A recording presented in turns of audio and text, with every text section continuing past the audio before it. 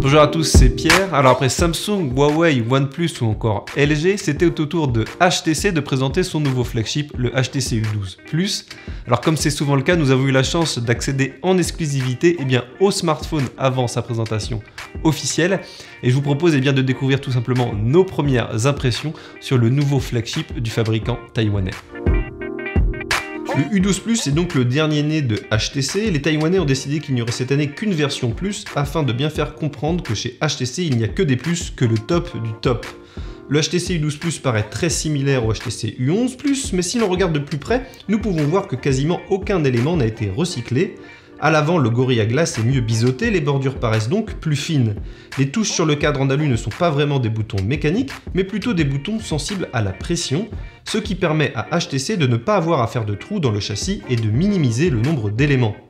Le HTC U12 Plus dispose également de la fonctionnalité tactile Edge Sense sur le châssis.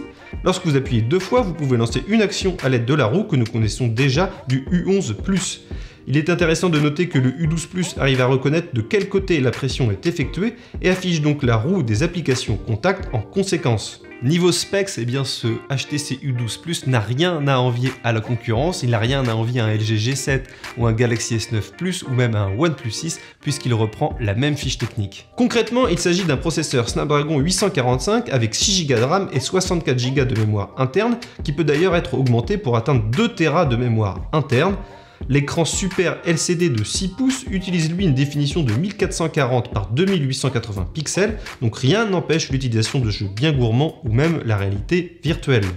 En ce qui concerne la photo, le HTC U12 Plus dispose de 4 appareils photo à l'instar du Huawei P20 Pro, cependant il propose une configuration un peu différente puisqu'il s'agit de 2 appareils à l'avant et de 2 appareils à l'arrière. À l'avant, ils ont tous deux une résolution de 8 mégapixels, un système de reconnaissance faciale est également proposé. Continuons avec l'arrière de l'appareil photo. Le premier utilise un capteur de 12 mégapixels avec une ouverture f1.7 et un stabilisateur optique. Le deuxième a un téléobjectif de 16 mégapixels avec une ouverture f2.6. Nous avons donc un zoom de 2 avec 49 mm et 25 mm. Pour ce qui est des vidéos, en revanche, c'est une petite déception pour ce HTC U12 Plus, tout simplement puisqu'en slow motion, le HTC U12 Plus n'est capable de fournir que 240 fps en Full HD ou 480 fps en 720p. Clairement, le fabricant taïwanais est à la traîne par rapport à ses concurrents et on est un peu déçu. Au niveau de la batterie, nous trouvons désormais 3500 mAh, mais il nous faudra tester tout cela en détail pour voir si l'autonomie est vraiment correcte. Avec des composants un peu gourmands comme le Snapdragon 845, ceci est bien possible. Le HTC U12 Plus sera accessible dans les commerces au prix de 799 €. En plus des couleurs noires et roses, il y aura une version bleue légèrement transparente.